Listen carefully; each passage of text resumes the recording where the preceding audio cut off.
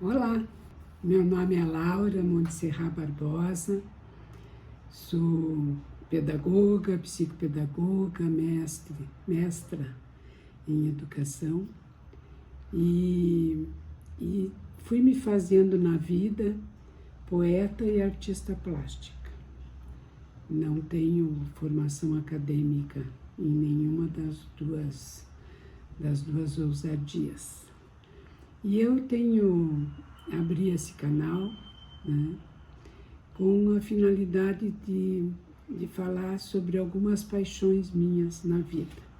Eu sou apaixonada pela aprendizagem, como psicopedagoga, como pedagoga, e sou apaixonada pela arte. E esse canal, então, tem o intuito da gente articular essas duas questões, porque elas estão interligadas dentro de mim e não tem como eu me desfazer delas. Então, ao mesmo tempo que eu vou estudando, vou experimentando a arte, eu vou fazendo as ligações com aquele tema da aprendizagem no qual eu estudei a vida inteira, né? O qual eu estudei a vida inteira. E nesse canal eu tenho usado duas propostas, uma que é de ler um pouco, para a gente ir se apropriando de alguns conhecimentos e depois de fazer a articulação desse saber com a arte. E hoje eu trouxe para ler para vocês sobre o pai da arte abstrata, que é uma arte que me encanta muito, né? E aí resolvi ler um pouquinho sobre ele e hoje eu vou trazer para vocês. O nome dele é Vassily Kandinsky. Ele é um dos nomes imprescindíveis da pintura moderna, não apenas porque é o pioneiro da arte abstrata, mas por suas contribuições teóricas sobre a arte pictórica. De origem russa, educado em alemão, foi brilhante professor universitário e entusiasta do folclore popular.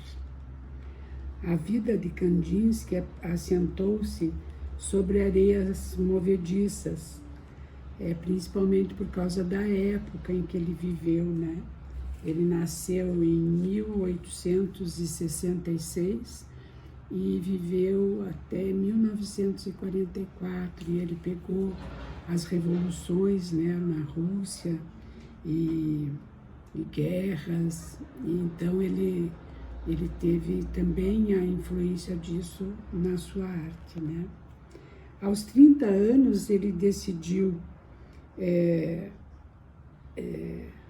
tornar-se artista, depois de admirar uma obra de Monet, né? Ele dava aula sobre arte, mas ele não era artista. E aos 30 anos ele viu uma obra de Monet, né? que você de longe via uma coisa, mas quando chegava perto, aquela pintura era feita de manchas, né? E ele se impressionou com isso. E também ao assistir, ele morava na Alemanha na época, ele assistiu uma ópera de Wagner, que também o emocionou muito, e aí ele resolveu ser artista. Assim, empreendeu sua tardia carreira artística em Munique, convulsionada pelo movimento de artistas chamado Secessão, contra o academicismo. Era um movimento que tem um nome estrangeiro que eu não sei ler, mas que significa o estilo jovem. Exaltado, defensor da liberdade formal desse novo estilo, fundou associações de artistas e deu aula para jovens aprendizes.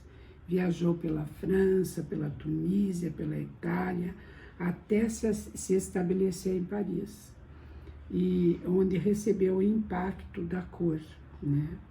E de volta a Munique, aprofundou-se em uma nova concepção da pintura, na qual a cor deveria se impor de tal forma à figura que virasse a protagonista da obra, né? fundamental da obra de arte. E é isso que começa a dar origem à arte abstrata, porque até então o que era importante era a obra de arte reproduzir a realidade tal qual ela era, né? E aí esse movimento jovem queria romper com essa rigidez do academicismo, mas ao mesmo tempo precisava de um fundamento teórico que sustentasse essa arte. E como o Kandinsky era um professor de arte, trabalhava nas escolas de arte e é um admirador dessa nova arte que surgia, ele acabou sendo a pessoa que sintetizou a necessidade daquele momento histórico, né, a trabalhar com a cor, com a forma, mas não com a forma da realidade, né, mas com as formas geométricas e brincando com elas e transformando essas formas em obras de arte que não tinham uma representação figurativa que dava para você dizer isso é um cavalo, isso é uma mulher, isso é uma plantação de alguma coisa, né?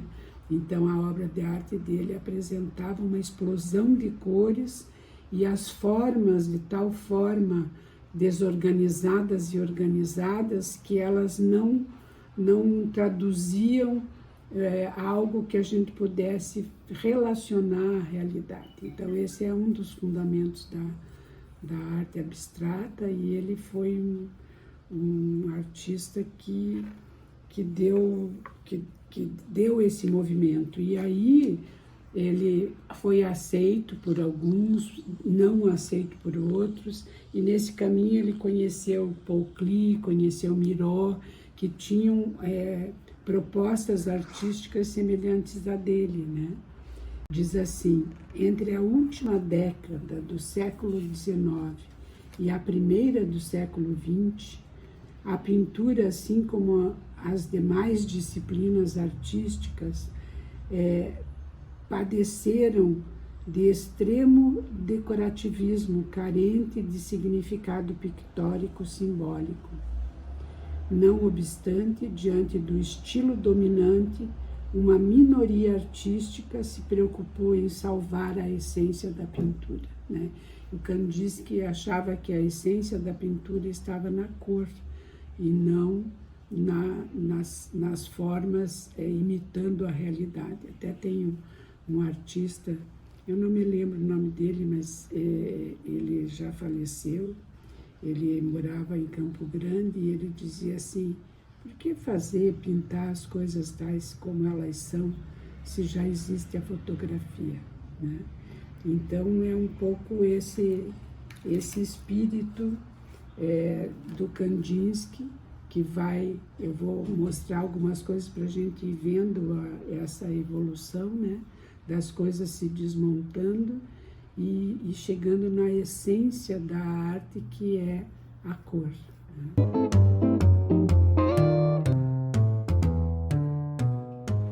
Então, dentro dessa caminhada do Kandinsky, né, desde os 30 anos até 1917, 18, que foi a época da Revolução Russa, depois a questão da guerra, ele acabou sendo convidado várias vezes para ir para os Estados Unidos e ele resistiu. Ele ficou na Europa, né, fazendo as suas pinturas, participando de algumas exposições e teve as suas obras reconhecidas, né? E toda essa caminhada foi fazendo essa ênfase na cor, né, por meio das formas geométricas, das linhas, e ele foi então inspirado no impressionismo de Monet. Ele também tem uma obra que ele tenta manchar, deve ter outras, né? Mas aqui no livro tem uma das obras que, por meio das manchas, quando a gente se afasta, a gente enxerga a imagem, e quando chega perto, são manchas de cores, né?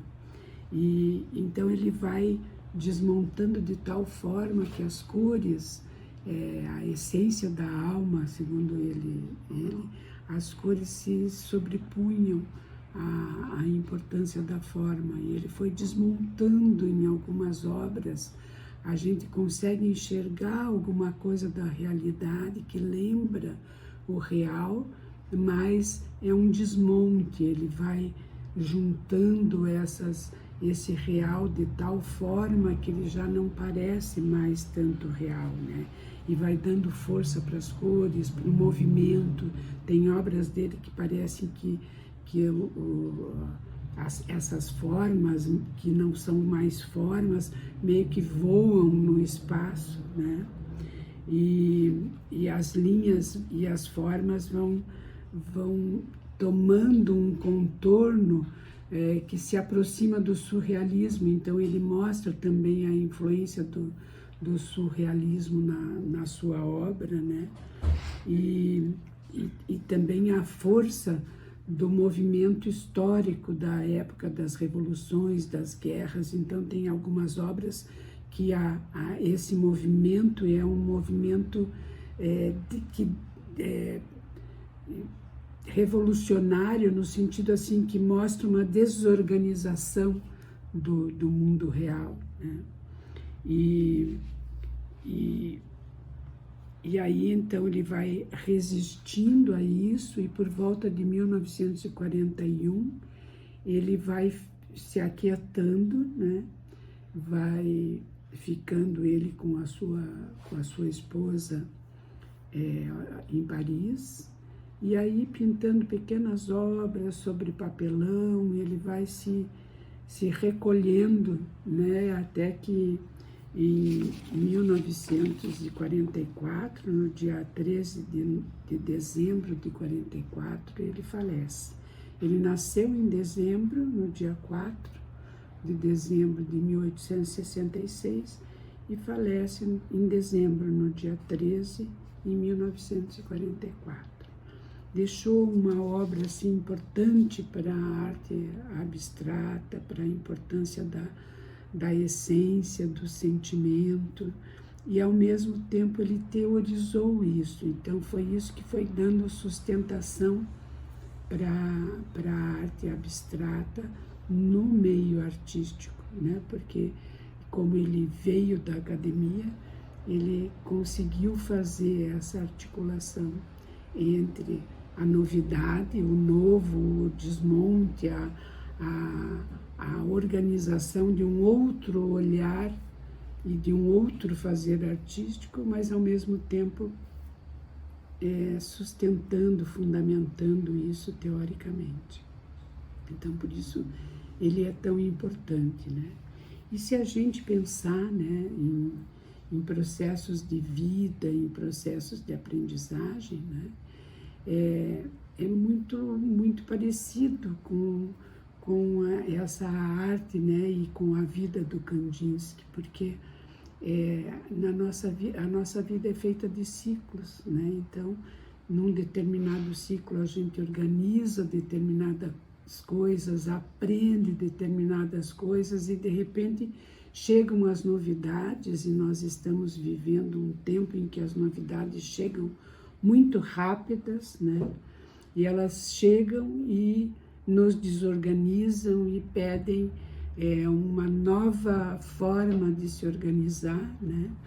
E a arte, de certa forma, ela é a carruagem desse anúncio dessas mudanças muito rápidas, né? Agora a gente tem uma arte mais digital que vai mudando muito rápido, mas ao mesmo tempo a arte que não é digital, que se utiliza de material, de cores, também vai integrando esse movimento, né?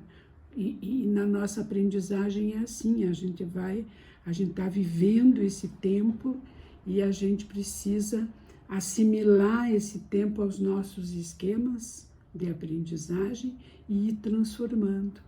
Então, no ateliê de artes que eu conduzo, né, a gente começou de uma determinada forma e agora a gente está trabalhando de tal forma que todos trazem ideias e num dos últimos ateliês do Kandinsky, né, trazendo as formas, os círculos, né, concêntricos dentro de quadrados, né? E a gente foi fazendo combinação de cores. E aqui é uma obra que saiu de um dos ateliês e que junto, quase que paralelamente, sai um poema. Em cada círculo, um encontro. Em cada volta, uma cor, uma tinta. Em cada encontro, um assombro. Em cada cor, um retorno, em cada volta, cor distinta. E aí, num outro ateliê, já com outras alunas, a gente foi aperfeiçoando essa ideia, então conseguimos deixar as cores um pouco mais vivas, né? E também trabalhando com as canetas junto com a aquarela, e tentando dar alguns realces para essas formas, né? E aí a gente vai habitando o nosso inconsciente, o nosso repertório artístico, né? Para ir desmontando a natureza. E aí, numa reunião em que eu estava fazendo parte, numa reunião de psicopedagogia, surge então um trabalho que eu não quero nem comparar mas inspirada em Kandinsky também, né? Também inspirada nas linhas neurográficas, a gente acaba fazendo um desmonte e trabalhando com linhas e formas e cores, né? Com algo que na realidade não quer dizer exatamente algo, mas que surge de uma reunião, né? Então aqui não tem só linhas e formas representadas, mas tem ideias, sentimentos que foram surgindo durante aquela reunião. E na culminância, né, porque foi uma reunião de 2 dias, na culminância da reunião sai essa arte, né, que também acaba sendo a síntese de todo o período de uma reunião de 1 dia e meio, mais ou menos, né? E que carrega a cor, carrega a forma, carrega esse desmonte daquela organização que a gente está acostumado a ver, mas ao mesmo tempo há uma organização, né? Uma organização que é feita de uma outra forma e que não tem uma mensagem explícita, né? E que cada um, ao ver essa pequena obra, pode interpretar ao seu modo, né? Porque ela não é uma cópia do que aconteceu, ela é uma expressão do que aconteceu. E assim é a nossa aprendizagem. Ela não deve ser reprodutiva, ela não deve ser a cópia daquilo que é levado para o aluno aprender, mas ela precisa ser a expressão da síntese que ele fez a partir dos processos formais de aprendizagem. Então é isso que eu queria trazer para vocês e dizer para vocês que se vocês curtiram essa nossa mensagem de hoje, curtam, né? Contem para os amigos. Se você ainda não se inscreveu no canal, se inscreva e façam o comentário de vocês aqui no vídeo, tá bom? Para a gente poder ir ampliando esse nosso diálogo. Um beijo grande.